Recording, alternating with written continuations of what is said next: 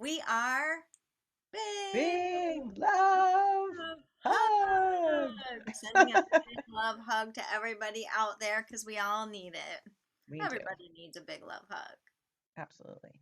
every day, many a day. Somebody once told me if we don't get 3 hugs a day, we get weird, Oh. right? Past couple of Wow. years, 3 a day might be kind of hard to get. Like maybe we're all just weird. We are all weird. We're in a hug deficit. Touch, more touch. Yeah, we didn't Yeah. have very much touch growing up in my house. And I remember when I got to junior high and the girls were all hugging each other, I thought, how amazing and how scary, like, Hmm. what are they going to touch me? What will I do? How are they so free? And now look at you go. Now you've got a whole podcast on big love hugs. But I don't approach people for hugs, not usually. Really? I don't initiate touch very often. Hmm. Hmm. Yeah. I was just wearing a shirt that said free mom hugs. Free mom hug, like hugs for moms or hugs from a mom. I'm a mom. I'm giving away, like, I was with a bunch of kids. I was at a frisbee Uh, tournament, like, free mom hugs to all the kids whose moms weren't there. oh. And nobody took me up on it. Not that it's all about me, but somebody asked, Maybe, like, how many hugs did you get? I was like, none. oh no, maybe it was confusing because like I didn't realize when you said that. Like, do you want hugs for moms? Do you want to hug moms or from a mom? Like, are you And, a I mom? didn't really like push Mom? it either. Like, Mhm. I didn't really approach anybody, but that's okay. It's all right. It wasn't about me. You weren't just standing. Maybe next time you have to sell them, I do. I think I have to push it a little bit. Like, hey. or like not free, but like $1. They're Right, not because free it's like I'm devaluing the hugs. You can't just exactly. give that shit away. 3 a day, if you could get like 20 people every day.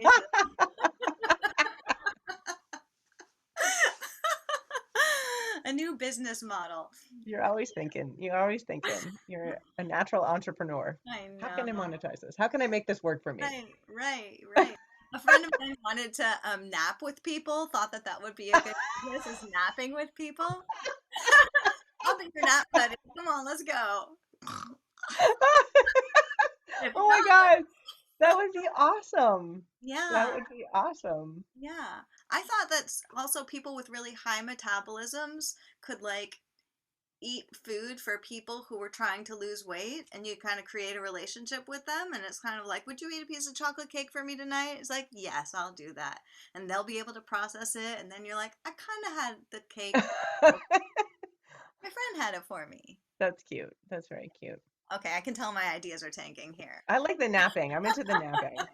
I want to eat the cake. That's the thing. Is like I like watching somebody else eat cake. Like no, It wouldn't be but satisfying. I don't think so. You wouldn't watch it. You would just know that your piece of cake got eaten. I'm still going with the naps. Okay, okay, naps it is. Jess, what's going Same. on? You want to tell our listeners what's been up for you, what's fresh and new for you lately? Yeah, yeah. Well, this summer has been very interesting. And one of the interesting things for me this summer was my family reunion, which happens every year. And there's like 14 of us that always come together, as lots of people do, I think. When I'm around family of origin, I revert back to how I was when I was there. Like I find myself just acting as if I'm 8 or 5 or 12, and like stuck in these old patterns and it's not who I am. And I don't feel like I'm seen for who I am. And then I just run away and hide. And this was the first year ever that I didn't shift who I was. Like I showed up as me, and there was no time when I felt like I was trapped back in those old roles, which was remarkable. I've done a lot of work and a lot of like shifting old thought patterns, like shifting tracks, like very systematically. If I find myself going down an old track, like shift tracks, just put in a different thought. You're gonna have a thought, pick one that serves me. And there was a moment where I was triggered by something, and right away that voice came up that says it's not about me. It was something going on for somebody else. And my childhood way of being is like, oh my God, it's about me. How can I change who I am to make this thing stop? And it Mm, was like right away, like I just let it go. And I was so present with everyone, like the older generation, my 83-year-old uncle, like I had a better connection with him than I've ever had, all the way down to my like 8-year-old um nephew, like we totally bonded and like I just felt present. And that has never happened before. Wow. Yeah, it Sounds was like remarkable. you used to take things personally. Oh That yeah, like it was about taking things personally, and now you can catch yourself when you're taking something personally and recognize that it's not about you and get back to being who you actually are. totally, totally. Yeah. It was transformational. It was amazing. It was Mm. amazing and so satisfying. And there was a lot of drama and a lot of stuff going on in the Mhm. family. And I just was present with it and just, was able to support people and just show up in this like heart open, loving, wonderful way. It was really just so awesome. So awesome. So Wow, I know the that was huge. pictures. You're like bursting out of your skin in all the pictures. Literally. Yeah, Yeah. it was really wonderful. It was great. It's Thanks for so asking. interesting. Like when we think that there's something wrong with us, we can shut down and wall Mm. off and kind of crunch inwards, and were able to stay open. Yeah, there was no reaction to anything. Like I wasn't reacting. It wasn't like I wasn't in the play of it. I just was like I was just in my center the whole time. I never got knocked off center. Right. Except for Yeah. that one little time when you went back to center really quickly. Yeah, I caught it. I caught it almost immediately. It That's was amazing. remarkable. Yeah, it's amazing. It was amazing. I don't know if you've ever heard of this little life lesson. There's an Aikido master and an Aikido student, and the Aikido student says to the master, "How come I get knocked off center all the time and you never get knocked off center?" And the Aikido master says, "You and I get knocked off center the same amount of times. I just come back much more quickly." Mm. I don't know if you remember Weeble Wobbles. Yeah, they don't fall Weeble down. Weeble Wobbles wobble, but they don't fall down. That was their little jingle.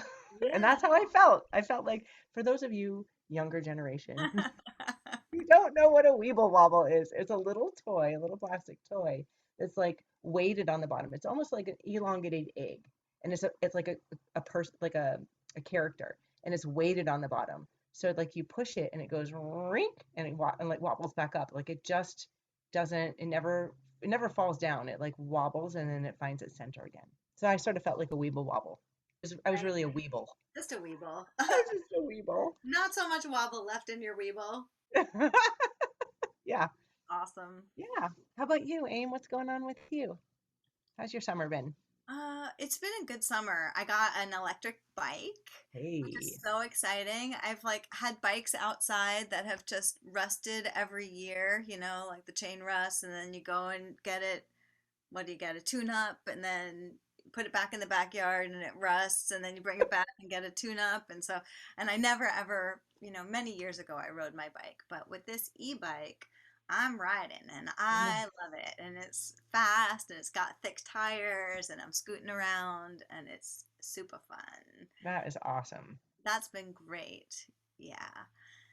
And I've been in nature a little bit more than usual. I so many of my summers I've just been such a workaholic and I haven't given myself this like I moved to Oregon because it's so beautiful here, because there's so much nature and space and mountains and ocean and rivers and lakes, and it's been probably almost 30 years since I've really let myself go and explore over the summer, and I didn't even really scratch the surface this year, but next year, I think after this year, I will scratch the surface. Yeah, so it's been nice to be out a little bit more and I'm just finding myself taking off weights.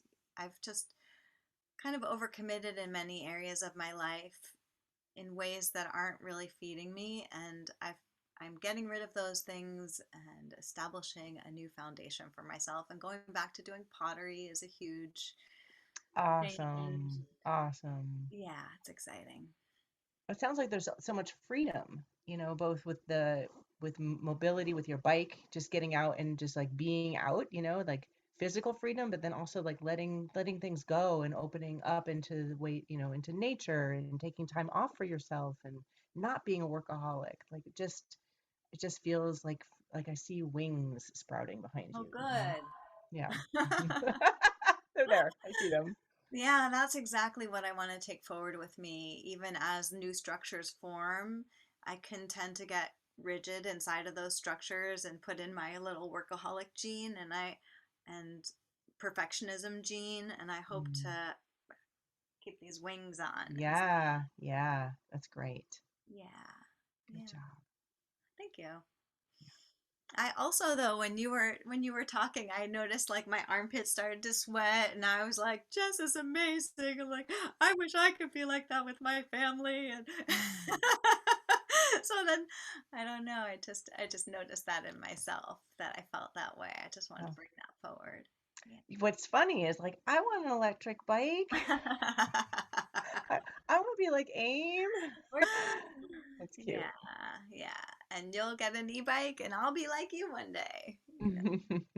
Yeah, I can't wait to zoom around with you. I know, Mhm. yeah. That is the truth. Jess is going to get an e-bike and we are going to zoom around together. That is true. So, Today, yeah, what are we talking about? we are going to talk about certain challenging emotions, human challenging emotions. And the one that we picked is fear. We're going to talk about fear. How's that sound? Exciting? I'm very excited. I can't wait. I can't wait to talk about fear.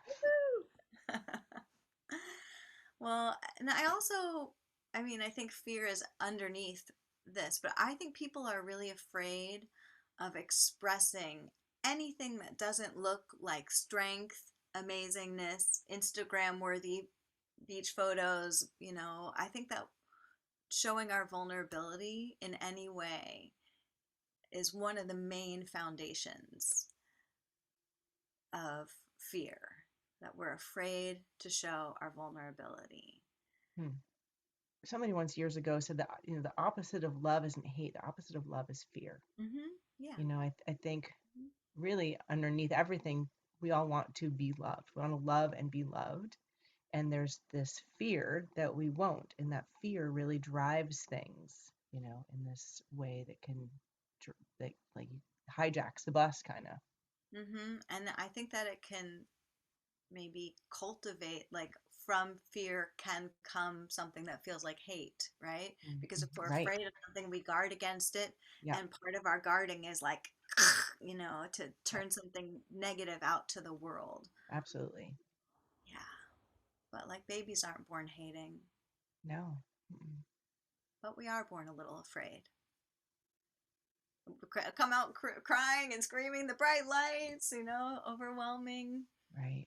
Right. Yeah, yeah. And I think we're afraid to show that we're afraid. We're afraid to be seen in our fear. That's one of the vulnerabilities. And also, we're afraid to show that we get our feelings hurt. Huh. I remember you saying that one of the hardest things for people to say is, I'm afraid. I'm afraid or I feel hurt. Right. I feel hurt. It's so interesting because it's so common. We all feel that way. Like, what's the fear of stating fear? What is the fear underneath? I feel hurt. Like to me, it sounds like an opening.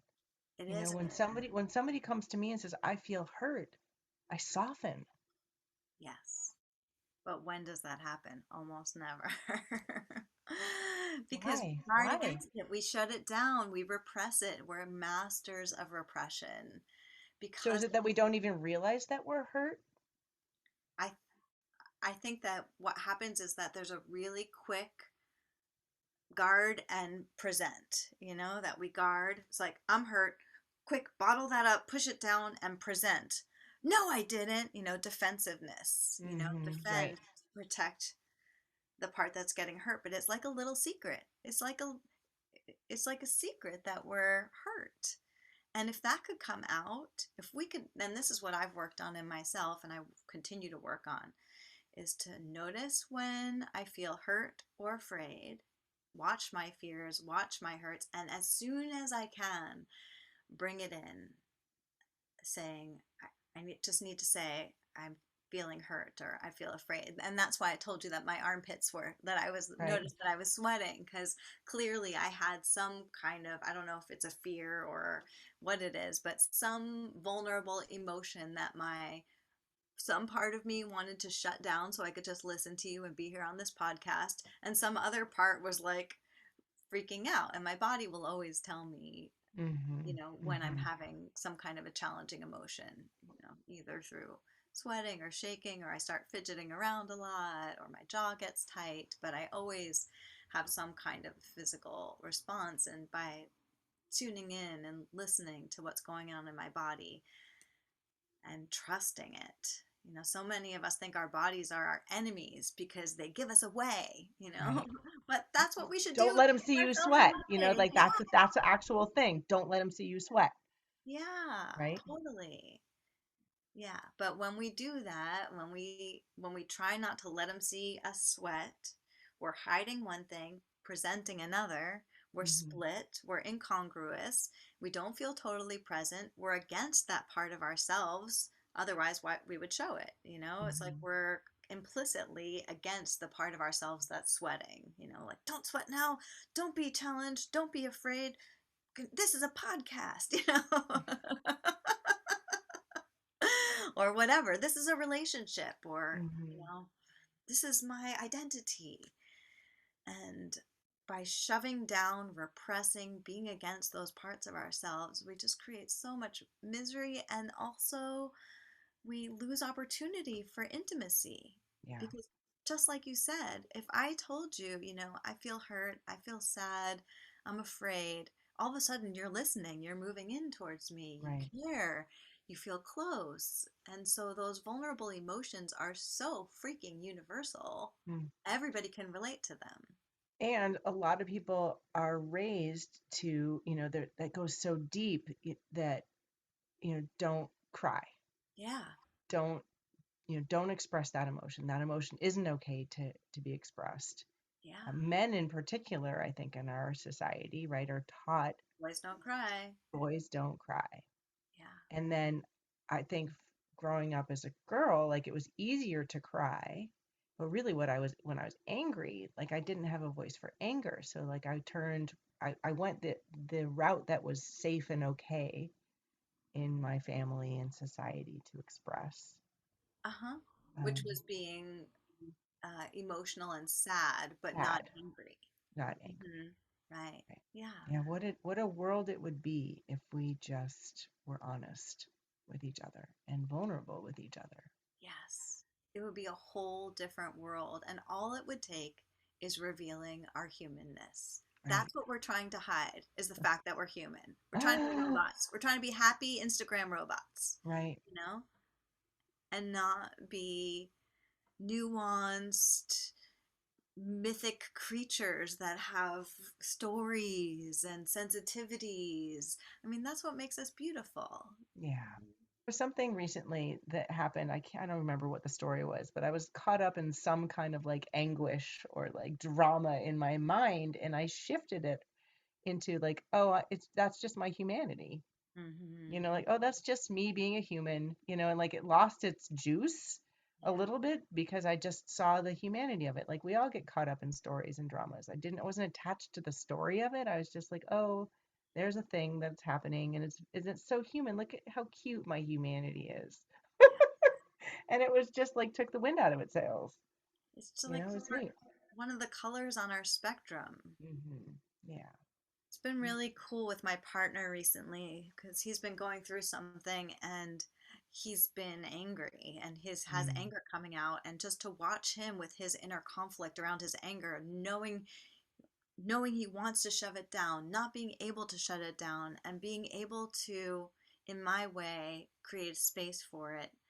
I draw the line at, you can't be mean to me, but you Right. can be angry. And I want to hear Great. that. Like, anger That's is beautiful. awesome. Yeah. That's so beautiful. Yeah. It's amazing. Yeah. Yeah, we had this kind of cool thing happen last night. Maybe this part will get edited out, but I just want to tell you that he said something, and I didn't like the way he was saying it to me. I can't remember what it was, but I felt like it was in a spirit of meanness. And so I walked away, and I was like, "Let's talk about this in a minute. Take a breath. I need some space."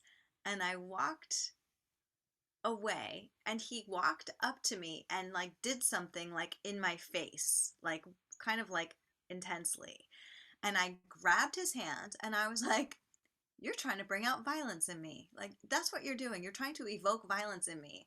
And I like felt so strong, and I just held his hands with my potter's hands, like so Mm, strong. And I was like, "You want to play this game? I'll play it. If you need to bring out violence in me, I'll bring it." And like somehow just even saying that brought us into this like super playful mode. And he could tell, like, oh yeah, I am trying to get her to be violent because he had some violence in his past, that he's traumatized by. And, we often need to kind of somehow bring that energy back up to work it through when we have mm, traumas in the past. And it just hit me like a big light bulb, that he was trying to make me violent. And I just don't really have that in me. But when I started to entertain it, I was like, "I'll get violent with you." And I like started getting excited about it. It was so edgy because of course we can't be violent with each other, but somehow maybe we can connect that energy and play it, because I do think it needs to come through somehow. mm-hmm, And mm-hmm. so it really shifted the dynamic for me to just name that super edgy thing of like, right here in the kitchen, let's do it. So what happened? Well, just naming it like that de-escalated it. I think what we need is just we need more physical intimacy, and because we haven't been getting it, that like that's how it's coming out also Mm-hmm. in some way. Yeah, yeah, yeah. Huh. Cool. But anyway, so that was about anger. I just it is also edgier for me. Somehow I'm a little warmer towards fear and sadness, and a little like more afraid of anger Hmm. because of the violence in the background of anger. The Right. potential to just lose your mind and just like really hurt Yeah, yeah. others. And that's my experience too, growing up, that anger felt like I was gonna die.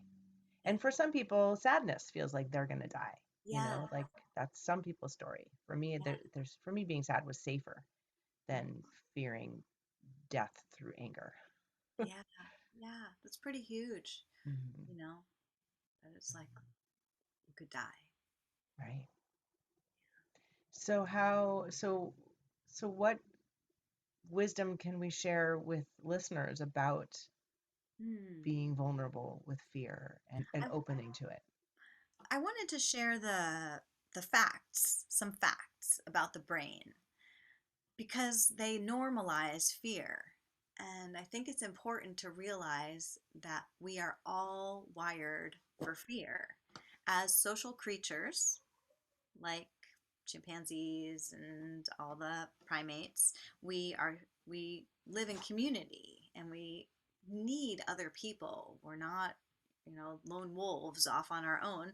We actually need each other as humans, or that's how our design is biologically. And so the way that we're wired is that our limbic system, which is our reptile brain, which is specifically the amygdala, it has it's the oldest part of the brain. And so if you can think of humans back to when humans first evolved, that was like the main part of the brain, let's say.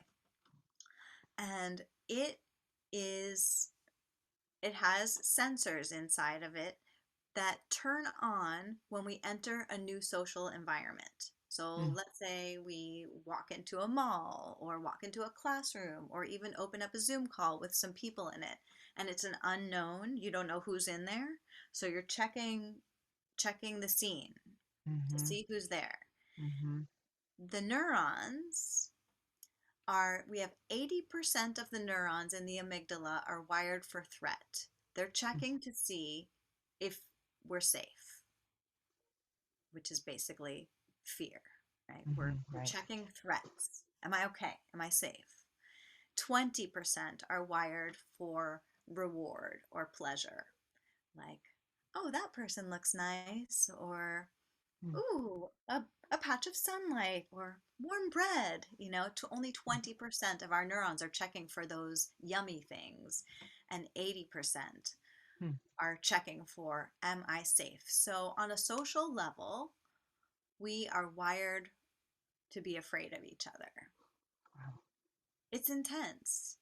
Yeah. And just knowing that for me creates a big exhale. I can relax. It's like, oh, it's like you were saying before about taking things personally. Like, this isn't me. This is the brain. And Hmm. and this is everybody. And my friend who taught me about the limbic system, super smart person, Chris, thank you. I asked him about it because I was like really not into this theory because I really wanted people to be able to be like Homo spiritualis. I'm like, we can evolve. And he said, well, on a brain level, it's going to take like a billion years, like for our neurobiology to actually change. Hmm. And so that got me more into the camp of let's figure out how to work with this because we clearly can make choices. We clearly, like you were saying, this isn't about me.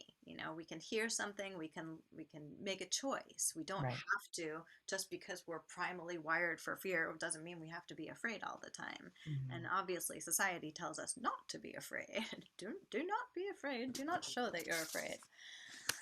So for me, I think the main thing to do is accept it in ourselves and start becoming aware of it. I think Hmm. that that's like 95% of the work, or let's say that's 80% of the work, and 20% is that vulnerability of being able to say it out loud, just being able to name it.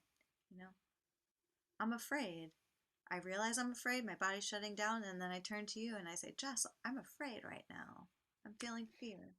Is it enough to say it to oneself?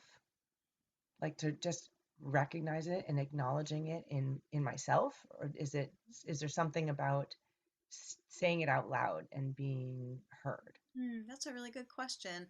I mean, for me, I spend a lot of time alone, and so those fears don't actually come up, like I'm not with people. I feel like they come up socially, and I think it's more healing for relationships and for society if we do start to admit it and share it. We see each other's humanity and it brings us closer. I guess it depends on what your goal is. If your Right. goal is just to feel better inside, then just notice it and maybe that'll help you feel better. But if your goal is to have deeper intimacy and connections with people and also to help with the tipping point evolution of humans into Homo spiritualis, Hmm. then I think communicating about it is important. Because this is actually, do you have more to say about this, or is there something? Can I interject with something here? Please, you talk. Yeah.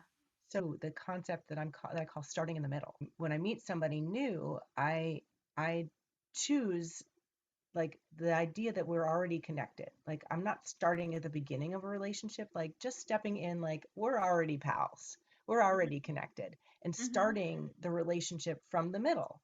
So for me, it's actually an internal dialogue similarly. Like basically, don't be afraid of them. They're people too. So there's no, am I safe in that with this new person? Like I just choose yes. And I start in the middle and it creates a different kind of relationship. And I didn't say like, hey, I'm feeling afraid or I'm feeling like it wasn't a communication between me and this new person. It was me and me.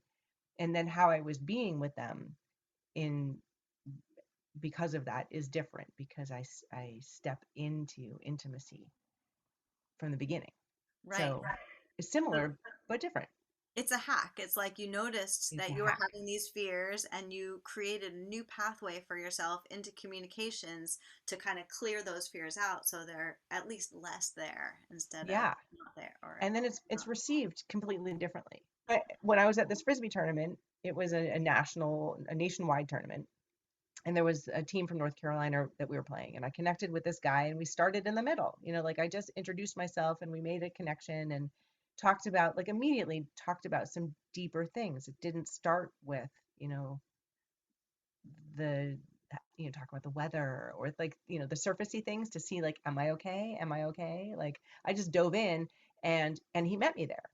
So it created a deeper connection just because I stepped into it deeper.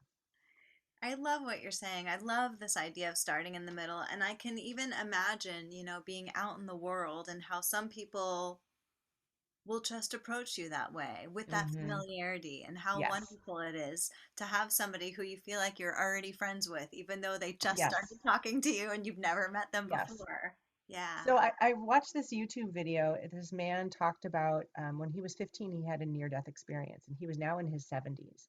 And he talked about it like it just happened yesterday. Like everything was so, so clear. And one of the things he said was um, when he basically did die and he came back to life. Like he had drowned, stopped breathing for a long time, and he came back to life. And in that time in between, he went to the light, how he described it. He's like, this isn't the truth. This is just my telling of what happened. Like he was very clear, like, you take whatever this is not the truth. This is my experience.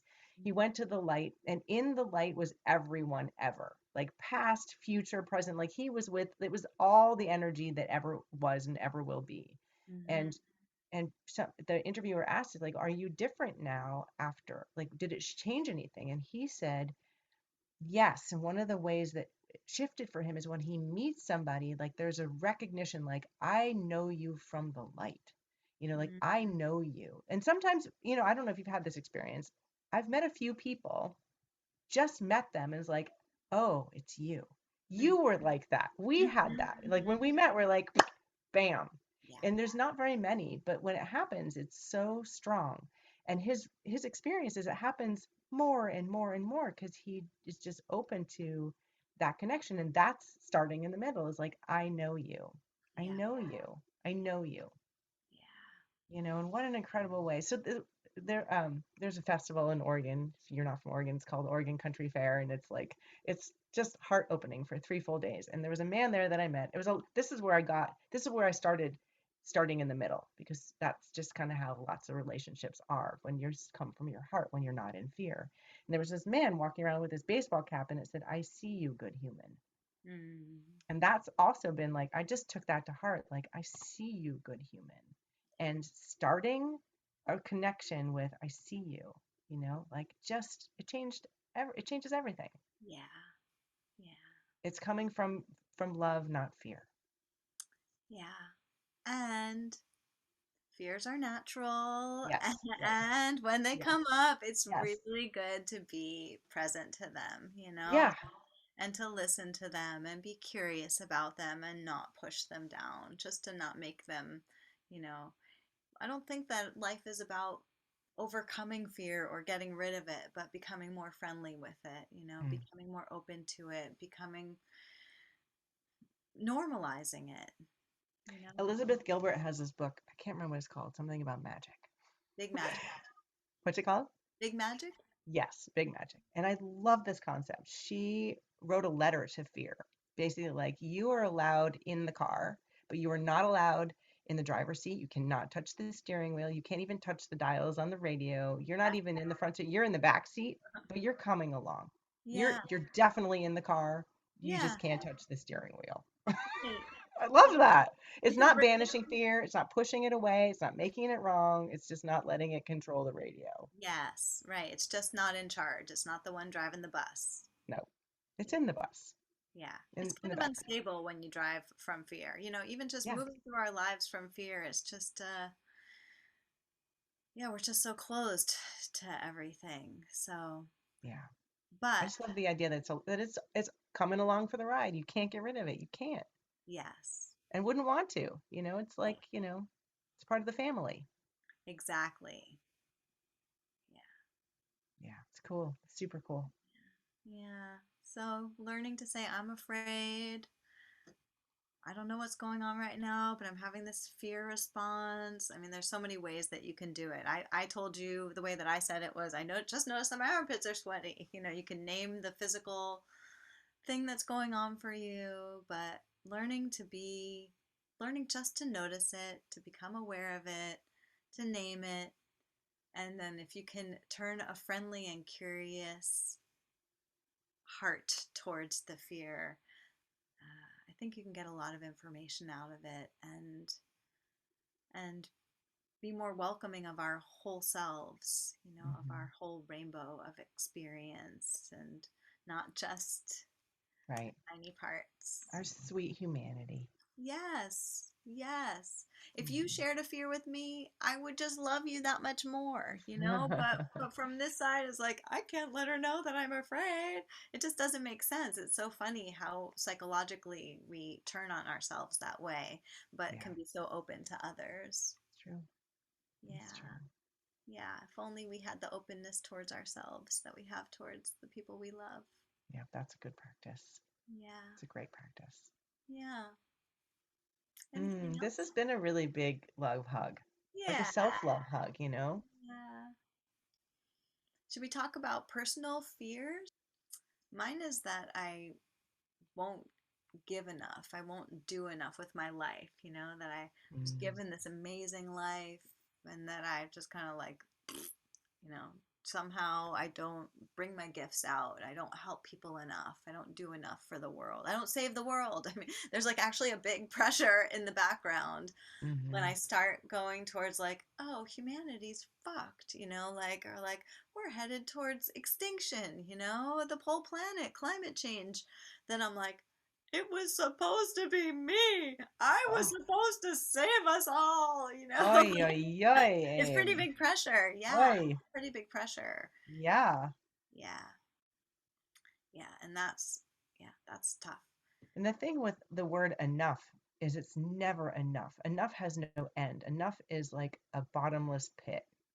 Unless it is enough. But when would it be enough? What would enough look like? What would enough look like? Enough would just look like what it is, right? You doing enough, Plenty. I am doing enough, or I'm doing plenty. Yeah, yeah. right? It's But not. I think what you're saying is that there's not a measurement, and yes, so it puts this big expectation, and the word enough, like right. assumes not enough, kind of thing. Yeah, right. Yeah. Am I doing enough? Like what would enough look like? Mhm. Mhm. Save the world. Right. Homo spiritualis. I think I wanted to say, since I've said it now 4 times in the podcast, or 3, that Homo spiritualis is where I think that humanity is bifurcating, or we're creating 2 subspecies of Homo sapiens into Homo spiritualis, which are people based in love and for everyone and community based people who want to get along and will do anything that we can to create harmony. And then Homo barbaris, which are people who need to be over other people and are willing to push other people down in order to be on top. And I really think that Mm. it's a voluntary system. It's not like you just get the stamp of one or the other. You choose which one are you. I'm Homo barbaris. I got to be on top. I'm going to push everybody down. Okay, that's where you are. That's who you are. Which sounds to me like choosing love or fear. Yes, it is. It is. Exactly. That's Yeah. it. Fear-based beings, fear/hate-based beings, and Right. then love-based beings. Yeah. Yeah. Yeah. Yep. Yeah. And sounds like a good Marvel movie, A good Marvel movie. right? I mean, that's the story of all of all movies. Mm-hmm. Love versus fear. Yeah. Yeah. Well, In Nia, it's love, fear, peace. mm, So, in the middle of love and fear is just this steady state right, of peace. right. To Just acceptance of what not is. get rid of fear like we talked about. Yeah, Keep it all in the bus. yeah. Hmm. Well, I hope you're wrong. Oh, really? Yeah. I hope we keep it. I hope we find this. I hope we find peace. Mm, mm-hmm. Mm, yeah. I used to believe in like the beauty of every being. And more recently, I just feel like some people are too far gone with this Russia thing. I just feel like, forget it. I can't change Putin. If I can't change Putin, I failed. Like, put me in the room with that guy. If you could change Putin, that would be enough. Would that be Yeah, enough? that would be enough. Thank you. Until next time. Phew, yes. See you again soon. See you soon. Big love hug.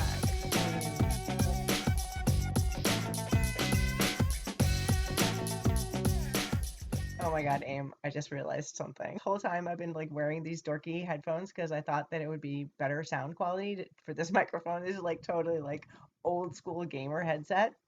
Totally dorky, totally rocking it. The whole time I've actually been talking into my computer, into the actual speaker in my computer, and these were doing nothing. No. So I was like rocking these dorky headphones for no reason at all. You did rock them. They look. You totally I'm, rock them. I'm bringing them back, I'm baby. over there.